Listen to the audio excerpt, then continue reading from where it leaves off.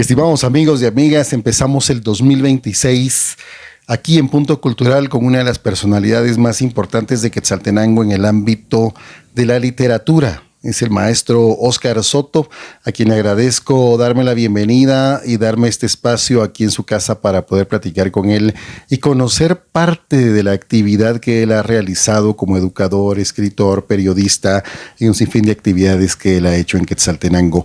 Y sobre todo, la idea es poder dejar precedente de quienes efectivamente hacen cultura aquí en Quetzaltenango. Licenciado Óscar Soto, para mí es todo un gusto estar en su casa y platicar con usted parte de su trabajo desde sus inicios como escritor, periodista, educador, bueno, temas importantes y sobre todo del aporte cultural que usted le ha dado a Quetzaltenango y conocer por qué Quetzaltenango necesita este renacimiento cultural y sobre todo el aporte cultural de los nuevos y de todos los artistas que Quetzaltenango ha creado a lo largo de su historia. Bueno, vamos a tratar de platicar un poquito acerca de esto, pero mientras tanto, pues qué gusto tenerlo aquí en Punto Cultural y muchas gracias por darme la oportunidad de estar en su casa. Gracias, Everson, bienvenido. Realmente es un gusto contar con su presencia, especialmente para Punto Cultural, que se ha venido proyectando de manera muy especial para que en Quetzaltenango se conozca parte de cómo estamos funcionando en la cultura. Algo que es fundamental conocerlo porque si no se conoce no se puede valorar.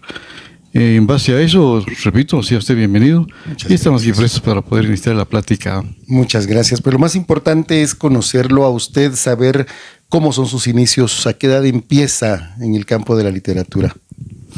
Sí, realmente desde que estaba en la primaria me gustaba un poco la lectura, especialmente lo que es la historia. Después ya saliendo de nivel medio, ahí cuando estaba en el Limbo empecé un poco con lo que fue La Voz del Limbo, un programa que existió y que me gustaba mucho porque iban artistas, declamadores, cantantes, marimbas, etcétera, y también habían temas que se disfrutaban ahí. Me invitaron a participar ahí, más adelante también cuando estaba estudiando en los cursos de literatura. Me gustaba mucho cuando me dejaban trabajos de investigar en cuanto a la literatura, y ahí creo que empezó a nacer esa inquietud por hacer algo. Entonces casi desde que estoy en el Limbo, empecé a hacer mis primeros tanes, pero muy así por de vez en cuando, hacía algo, no tan detenidamente, ya saliendo del Limbo. Afortunadamente tuve la oportunidad de que me dieron una plaza en la biblioteca de la Casa de la Cultura, y ahí fue donde creo yo que se consolidó más mi labor como escritor, porque ya ahí ya le puse más atención, o sea que no, el contacto con los libros me motivaba a leer, bien sea poesía o también la historia. Entonces, creo que he manejado conjuntamente poesía e historia, y un poquito más adelante me incursiono en el periodismo. Entonces, he manejado por un buen tiempo lo que es historia, poesía y el periodismo. ¿De qué año estamos hablando más o menos? Estamos hablando como de, supongamos, cuando yo empecé en la biblioteca en 1977. A partir de ahí, entonces ya empezó, como le digo, la actividad. ¿Se gradúa del Limbo? 76. 76, pues al año siguiente. Sí, afortunadamente, cuando yo estaba en el Limbo, en la biblioteca querían hacer la catalogación de los mismos libros, ¿verdad? Pero faltaba personal. Y me recuerdo que pidieron colaboración para 6 estudiantes del INSO y 6 del Limbo. Entre los del Limbo estaba yo, ¿no? Entonces, como digo, y al día año, después de haberme graduado, quedó esa plaza. Entonces se acordaron ahí en la biblioteca que había estado ahí como yo colaborando, quiera que no, tenía un poco de experiencia. ¿Y quiénes estaban en la biblioteca en esa época? Estamos hablando en esa época, 77, sí, pues, el director era Gerardo González y el director de la Casa de la Cultura, el licenciado Julio César Álvarez.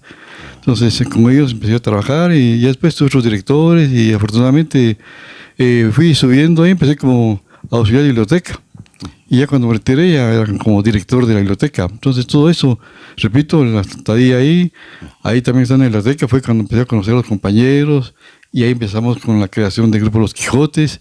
Y todo eso ha sido una etapa para mí bastante agradable porque ha ido, como dice, consolidando mi actividad cultural dentro del medio. ¿En qué año se retira de la biblioteca como director? En el 2022. Ya después di como 10 años cátedra a nivel universitario y después ya opté por retirarme. Entonces ya solo me quedé con los Quijotes y con la actividad periodística. Excelente. Entonces, en ese crecimiento del 77, digamos, empieza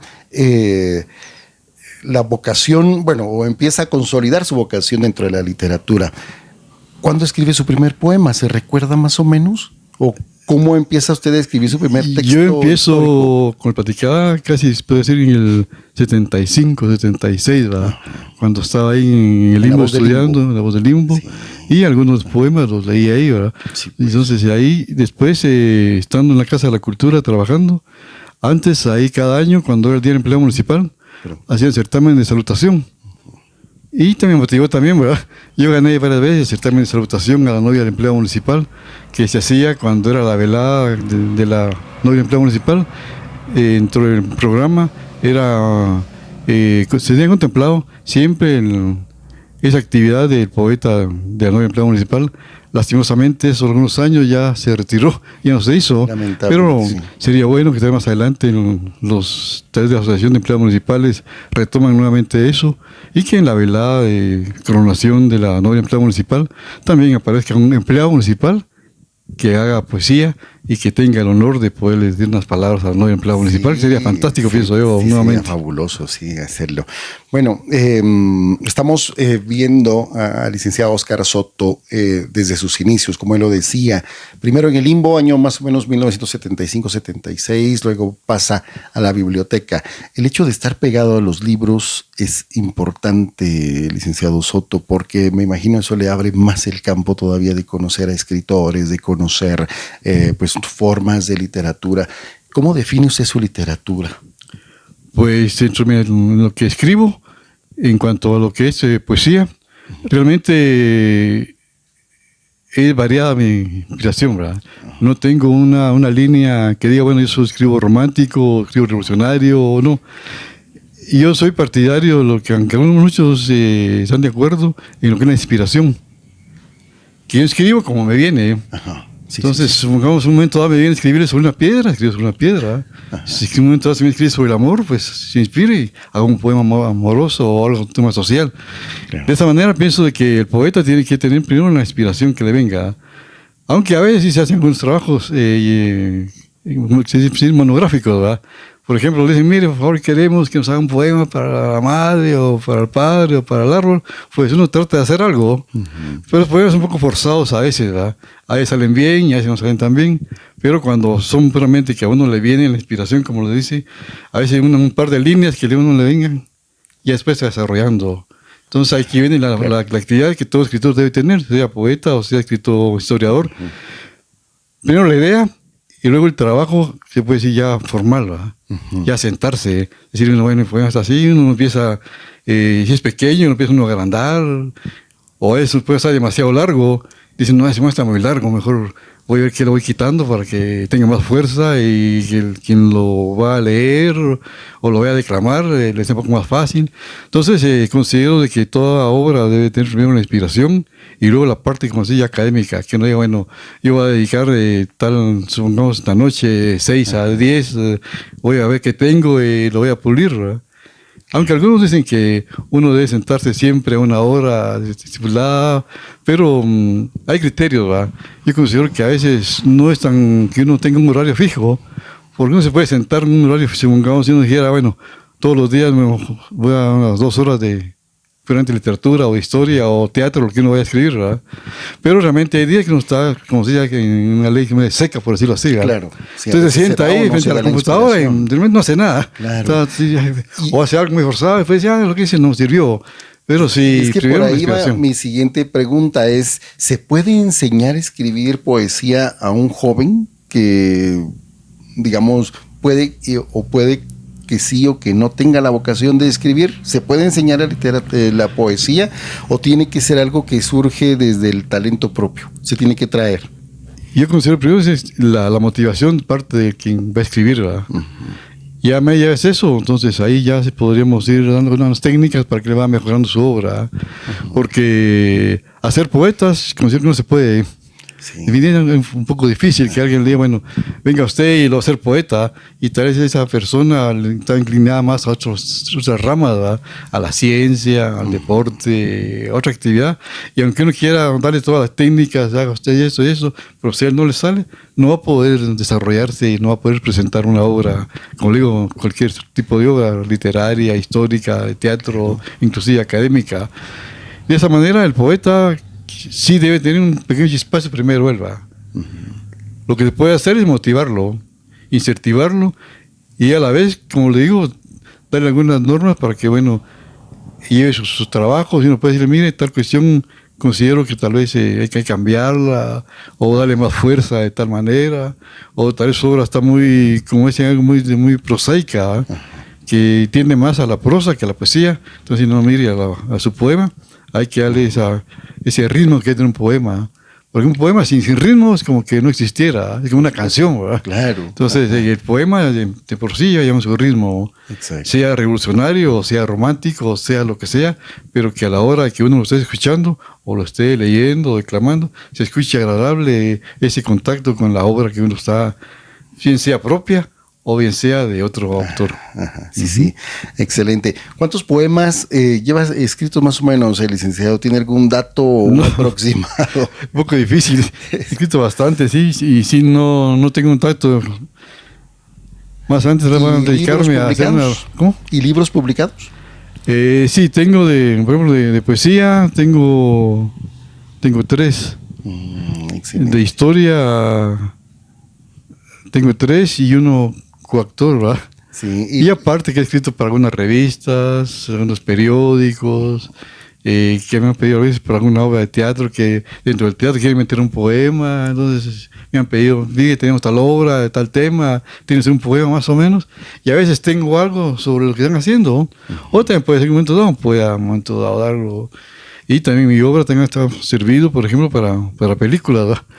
Por ejemplo, mi tesis, cuando yo estaba haciendo mi tesis, iba a ser sobre, yo estoy licenciado en pedagogía, en mi primer título.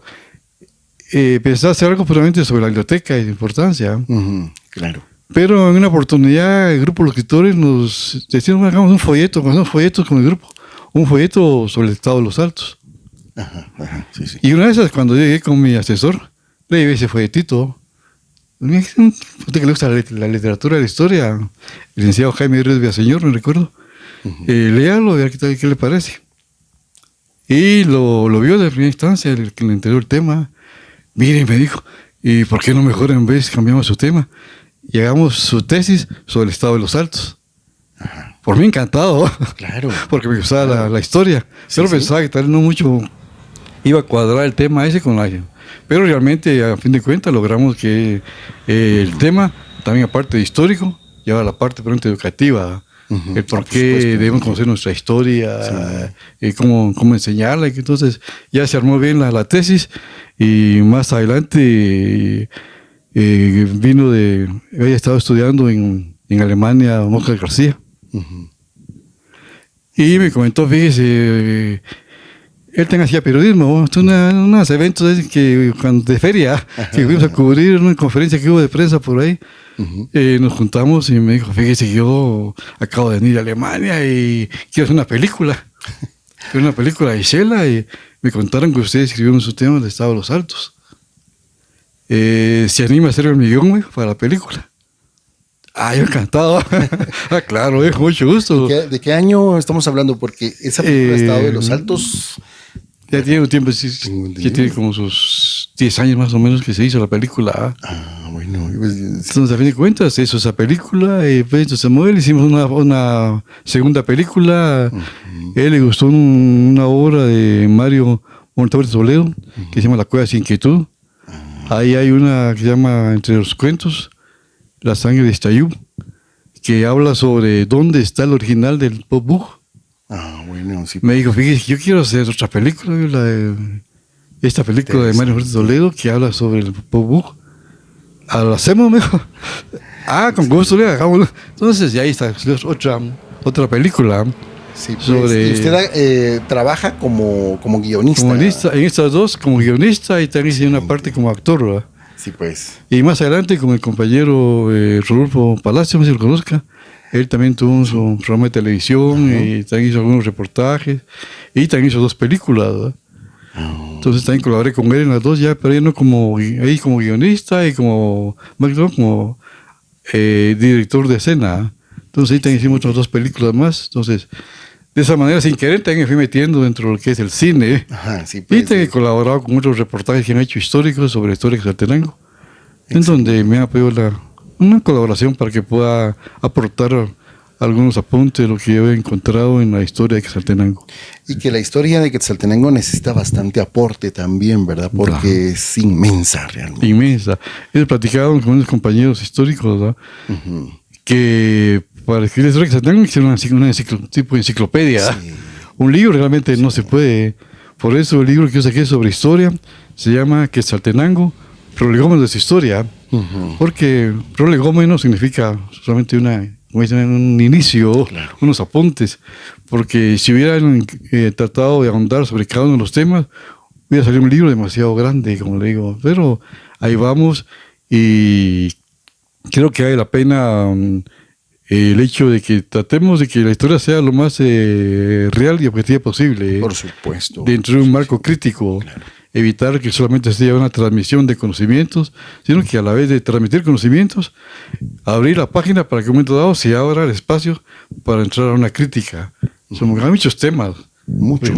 Sí, porque digamos que Quetzaltenango ha tenido una incidencia política, la erupción de Santa María. Sí, todo, sí. Entonces, hacer la historia algo vivo, no algo dogmático. Yo creo que lo que se está diciendo puede ser un buen llamado para los nuevos historiadores, porque digamos, hay jóvenes que también se están interesando bastante por la historia de Quetzaltenango y es bueno que empiecen a tener ese criterio, ¿no? Un criterio un poco más abierto a la crítica, más objetivo y que pues obviamente los historiadores que han dejado esa huella pues también puedan ser sujetos en algún momento no de debatir, sino de poder escarbar un poquito más todo lo que también les ha costado investigar.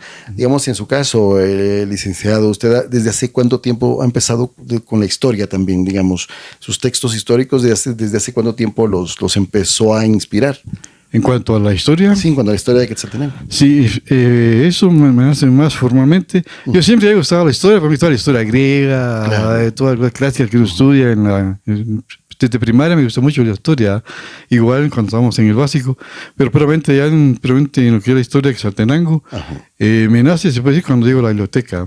Sí, pues. Ahí empiezo a ver que hay personajes que van a preguntar por X tema de Quetzaltenango. Claro. Y eso también me ayudó para cuando hice mi libro de historia de Quetzaltenango, porque, bueno, yo, ¿qué tema voy a abordar? Es tanto que hay que abordar, ¿verdad? Sí. Entonces, en base a los temas que yo miraba que eran más solicitados en la biblioteca, esos temas fueron los que fui seleccionando.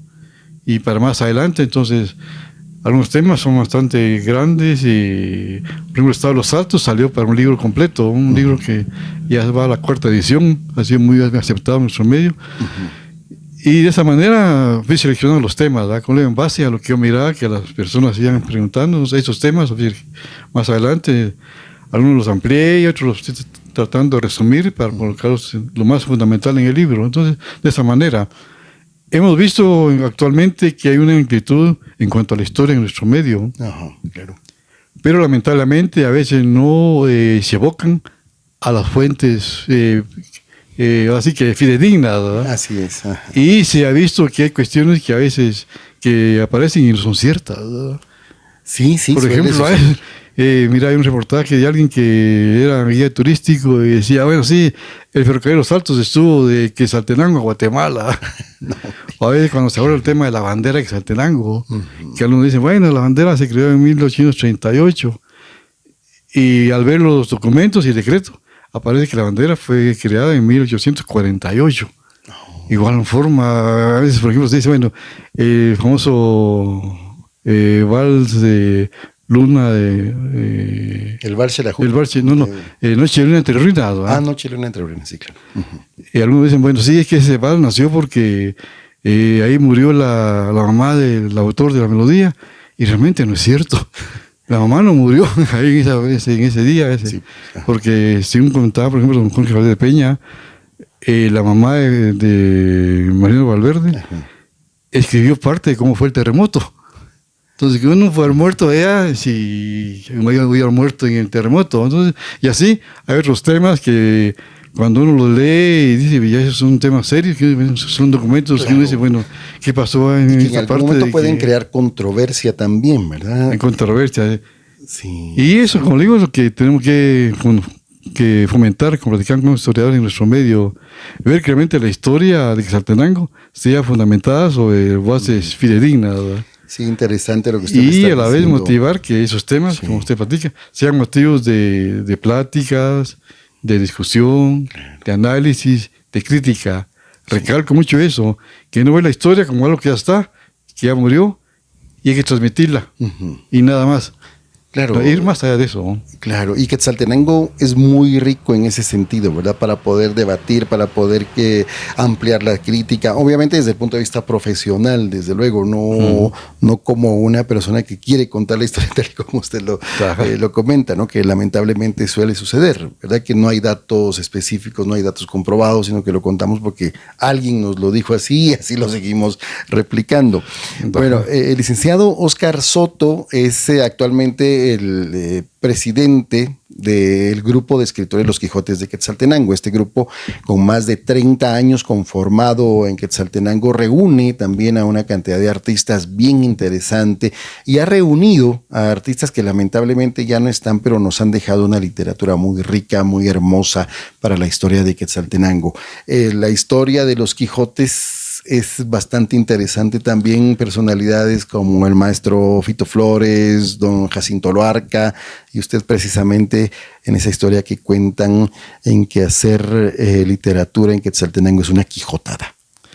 Efectivamente, realmente el grupo Los Quijotes tiene su género especial, por decirlo así, ¿verdad? Claro. Primero porque no tenemos directiva. No hay directiva. No hay directiva. No. Cuando empezamos el grupo... No hay presidente. No, dijimos, bueno... Gracias aquí, por corregirme. El grupo tiene que ser diferente a los demás. Exacto. Tenemos que tener unas pautas diferentes. Bueno. La primera, sin directiva. Bueno, solamente se va a coordinar alguien que coordine por ahí, o cuando hay un evento hacia realizarse, o cuando vamos a, supongamos que nos invitan a una actividad, pero quieren solo ir un personaje. Entonces, entre todos, decidir quién va a ir a esa actividad. El único puerto fijo que ha existido desde el inicio es de tesorero. Y es el que, como alguien tiene que manejar los fondos, ¿no? De los fondos y pues, el grupo, como la filosofía fue de que sabíamos que realmente pedir que nos dieran para que el grupo funcionara, para por nuestros libros, para nuestros folletos, para todo lo que se hiciera, era un poco difícil que consiguieran patrocinio.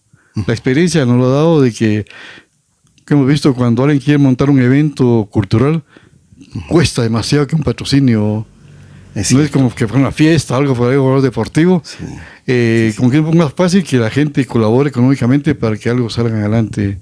Entonces, por eso que la famosa frase cuando nació el grupo, bueno, compañeros, hacer cultura en Quetzaltenango es una quijotada. Eso dijo el poeta Jacinto Loarca. Así es. Sí. Y ahí está Fito Flores, compañeros, ahí está el nombre, Los Quijotes. Entonces, de esa manera sabemos que cuando hay que hacer una actividad, por lo general tenemos que financiar a nosotros, ¿verdad? En cuanto a los libros y otras situaciones. Aunque también hay que ser honestos, ¿verdad? En algunos eventos hay personas que se han acercado al grupo. Miren, quiero colaborar con ustedes en algo.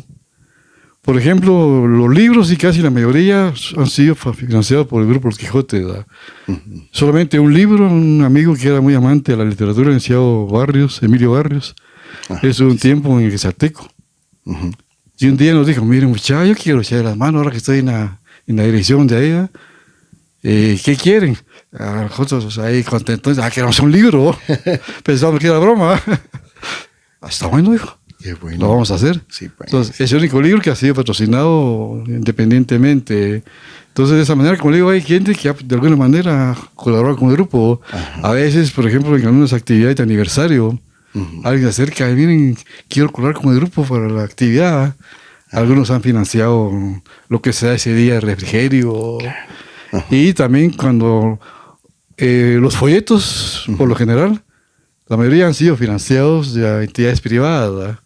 empresas, incluso universidades, por ejemplo, la Andívar patrocinó 2 folletos, otras empresas están patrocinando un folleto por ahí. Y ahí que la mayoría de folletos han sido financiados por, repito, entidades, más que todo de la iniciativa privada. Pocos han sido los que hemos financiado nosotros. Entonces, por eso, aunque pensamos que nunca nos hacían ayuda, cuando empezó el grupo, afortunadamente en el camino, más de alguien en un momento dado nos ha dado una colaboración, por ejemplo, las capas, ¿verdad? Claro. Cuando iniciamos es una el grupo, característica muy especial del grupo, ¿verdad? La utilización de la capa. Dígame, muchacha, ¿y cómo vamos a hacer para presentarnos en público? Claro. Vamos a hacer un traje de todo de un color o algo por el estilo. Y alguien dijo, no, creo que Francisco Cajas, no, la literatura, que demostremos que es algo formal, algo que debemos, no tanto por darnos un toque de elegancia o algo, sino que darle elegancia, pero al arte. Ajá. En ese tiempo estaba Cajas Obando como director de archivo histórico. Bueno. Y ahí se guardan las capas, no sé si todavía existan o no, unas capas que usan para el ceremonial de la Miguel Tinimit.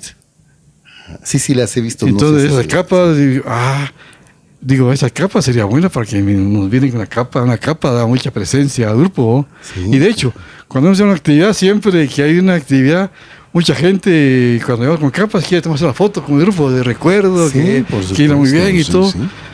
Pero después, en los pocos tiempos de estar ahí, bueno, ¿y por qué no tratamos de hacer nuestras capas nosotros? Porque en un momento dado, en Navín, yo me voy del archivo, dijo Paco, o alguien que diga, no, las capas son solamente para la helada de la miel, ¿verdad? Nada, estarlas prestando para otras actividades.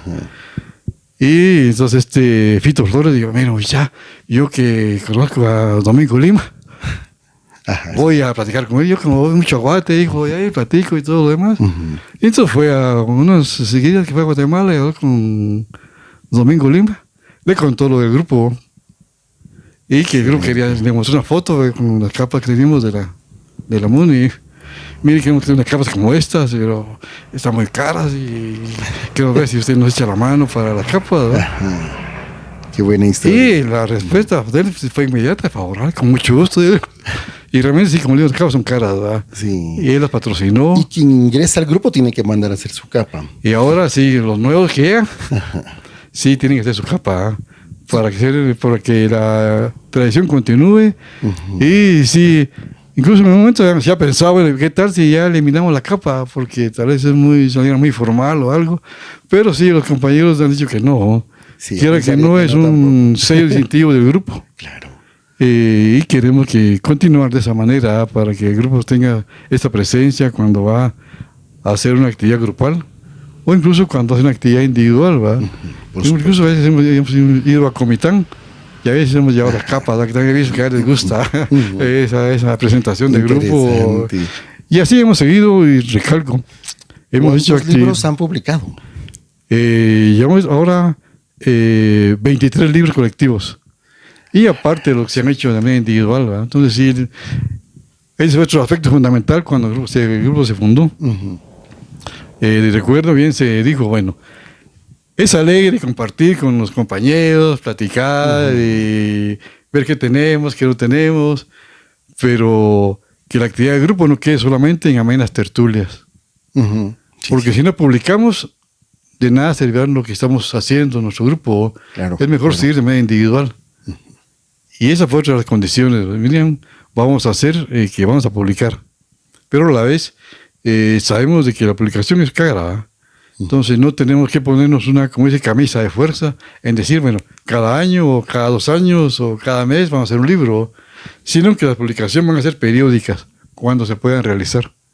Excelente. Afortunadamente se ha logrado que últimamente, si cada año se ha publicado un libro, ya tenemos más de 10 años hacerlo cada año. Porque cuando empezamos a hacerlo casi cada 2 años un libro, pero ya de buena parte, casi la mitad tenemos para acá. Hemos tenido esa oportunidad y esa convicción y ese esfuerzo, porque se gasta ese esfuerzo, porque cada año se presente un libro. Y como repito, aparte de que cada quien, a veces de manera individual, presenta algunos sus libros, sea de poesía, sea de historia, etcétera. Y lo más interesante es el aporte cultural, licenciado Oscar, que ustedes han hecho. Excelente. ¿Estos libros aún se encuentran o ya no, o están ya repartidos todos? Es decir, para alguien que de repente los quiera leer, ¿todavía existen en algún lado? ¿Los han reeditado? La mayoría existe, aunque hay unos cuantos que sí ya son ediciones agotadas. Sí, claro. Pero quien esté interesado se puede abocar al grupo. Actualmente hay algunos vamos a hacer un anuncio. Sí, no, por favor, para eso es el Lance, programa. Galería y Museo, Excelente. que está aquí en la 14 Avenida de la zona 1. De don Leonel. Ahí tenemos algunos libros, no todos, pero sí hay varios libros colectivos del grupo. Excelente. Y si alguien quiere comprarlos, pues puede llegar ahí con toda confianza y puede obtenerlos. Por supuesto, tratándose de poder impulsar y que se puedan acercar a comprar el libro, por favor, háganlo en Lance. Galería de Arte, ¿verdad? En la 14 Avenida de la zona número 1. Efectivamente. Pues es todo un honor, todo un gusto estar esta mañana con usted, licenciado Oscar Soto, y para mí es un gusto platicar con usted. Realmente yo sé que pues tiene un bagaje cultural enorme, grande. Gracias. Pero también forma parte de la directiva de Limbo, que precisamente hemos hablado en un par de ocasiones de este evento de Limbo, de la restauración, que fue un momento de años, obviamente, muy especial. ¿Cómo se siente usted ser parte de la historia de la restauración de Limbo? Realmente fue una actividad muy importante, ¿verdad? Nunca pensé que iba a estar yo involucrado en eso. Máximo, como digo, sí, en el Limbo estudié, incluso en el Limbo yo di un internato de 6 meses con catedrático ahí, me recuerdo. Sí, pues. Y ahora, cuando se fue la actividad de los 150 años del Limbo, hicieron un libro con poemas al Limbo, donde también me invitaron, entonces participé ahí con un poema al Limbo. Y después me comentaron de que tenían una junta directiva que estaban viendo lo de la restauración del Limbo, porque lamentablemente es un trabajo que era bastante grande. Sí, por supuesto. Y no mucho se había movido. A la invitación para ser parte de esta junta directiva me gustó. Entonces dije, bueno, vale la pena, fui estudiante de Limbo, darme aporte en ese sentido. Sí. Y de esa manera me integré a la junta directiva de la Asociación de Exalumnos de Limbo.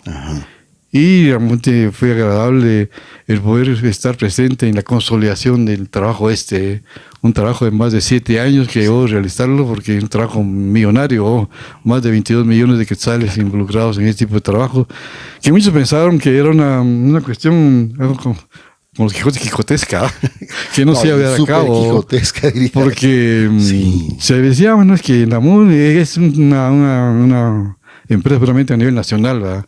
¿Por qué no lo puede hacer la municipalidad por los costos? ¿verdad? Claro, sí, sí. Y afortunadamente Limbo ha sacado muchos egresados, ¿verdad? Y muchos de ellos los encontramos en varias partes de la República, incluso algunos están fuera. Eso hablábamos en un programa, ¿verdad? Que un profesional de Limbo, no precisamente en Guatemala, pues, sino en cualquier parte del mundo podría estar. Y eso es lo interesante también. Y con base en eso, cuando se fue a Guatemala a tocar puertas a las entidades gubernamentales, se tuvo la suerte que en varias de ellas habían estudiantes, exalumnos de Limbo. Exacto. Que dieron un aporte fundamental, ¿verdad? Que estaban, como le digo, en las esferas altas de lo que es todo lo que se refiere a la construcción de edificios o remodelación de edificios, tanto estatales como escolares, ¿verdad? Claro.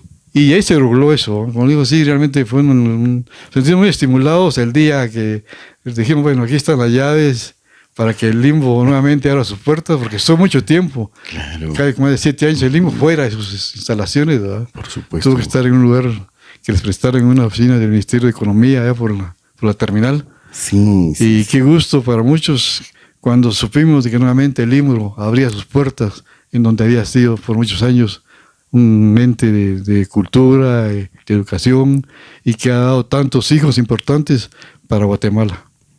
Sí, efectivamente, ver el Limbo restaurado, pues como hablábamos en algún momento con el maestro Luis García, ver algo que en algún momento se hizo viejito, luego lamentablemente se destruye, y ahora verlo nuevo en toda su extensión, Fabuloso. Pues también es parte de ese agradecimiento que Quetzaltenango le tiene que dar a usted también, maestro, por formar parte de esa junta directiva junto a otras personalidades que en algún momento, pues como usted lo ha dicho, pues colaboraron, hicieron todo ese tipo de trámite y que desde luego son puntos que hemos tocado aquí en Punto Cultural. Pero maestro Oscar Soto, para mí, le repito, es todo un honor, todo un gusto tocar parte de su historia, sus inicios en el Limbo, su inicio en la Biblioteca Municipal y su trabajo literario que ha realizado. ¿Dónde podemos leerlo para que lo vean, lo puedan leer las nuevas generaciones? ¿En dónde ha publicado usted sus poemas? ¿Tiene alguna página en Facebook o su perfil en Facebook? De repente para ahí escribe algo o solamente nos quedamos con los libros que están ya publicados de los Quijotes. Sí, a veces he publicado algo en Facebook. Tengo mi página ahí en Facebook, Oscar Soto. Y también está la página Quijotes, donde también hay parte de ahí. Y hay una página internacional que se llama Unión de Poetas Mexicanos y del Mundo. En esa página también me han invitado para participar y he publicado algo ahí. Además, he publicado en varias revistas. Por ejemplo, también soy parte del grupo de escritores PEM. Es un grupo de escritores y periodistas a nivel internacional. Aquí hay una sección Guatemala, ahí también he escrito algo. Ahí ellos publican una revista que se llama Códice, es una revista digital. Ahí también hay parte de mi obra. Y también hay varios libros donde aparece aparte de lo que he publicado en poesía. Hay una antología de poetas de Quetzaltenango que publicó Flora Chavarri, ahí también hay parte de mi obra. Por ejemplo, también el libro Centenario del Teatro Municipal, también hay un poema mío ahí. Excelente. Y así en varios libros y revistas aparece algo de mi producción, donde pueden consultarlo. Y los libros que he publicado, que repito, y afortunadamente he tenido la oportunidad de poder para plasmar, como decíamos con Quijote, no dejar todo en el olvido, sino que quede algo testimonial de lo que hemos estado produciendo en lo que es poesía y en lo que es historia. Bueno, le voy a pedir un favor. No deje los Quijotes y no deje de escribir. Ahí estamos, así. Por favor, porque su aporte literario es importante para Quetzaltenango. Gracias. Muchas gracias, licenciado Oscar Soto, por darme la oportunidad de platicar con usted aquí en este programa. Y esperamos que pues, los jóvenes, quienes nos ven, puedan acercarse a ustedes, los artistas, y puedan descubrir y escarbar ese talento que surge en Quetzaltenango todos los días, y usted forma parte importante de ese crecimiento literario cultural de Quetzaltenango. Muchas gracias, licenciado Oscar, por esta oportunidad. A usted gracias y a Punto Cultural por ese espacio que nos brindan a los artistas y todos los que están dentro de la cultura. Lo felicito y que siga adelante y muchos éxitos. Bienvenido. Muchas gracias. Y este espacio, aunque sea muy sencillo, pues es para ustedes. Y estoy siempre a sus órdenes para poder promocionar y difundir todo lo que se necesita de los artistas de Quetzaltenango como usted. Muchas gracias, licenciado Oscar. Gracias. Gracias. Estimados amigos, este fue Punto Cultural, hoy con el maestro Oscar Soto del grupo de escritores Los Quijotes de Quetzaltenango. Gracias por ver estos programas que son un aporte de nuestros artistas, quienes efectivamente crean arte y cultura de Quetzaltenango para todo el mundo. Muchas gracias. Punto Cultural en todas las redes sociales.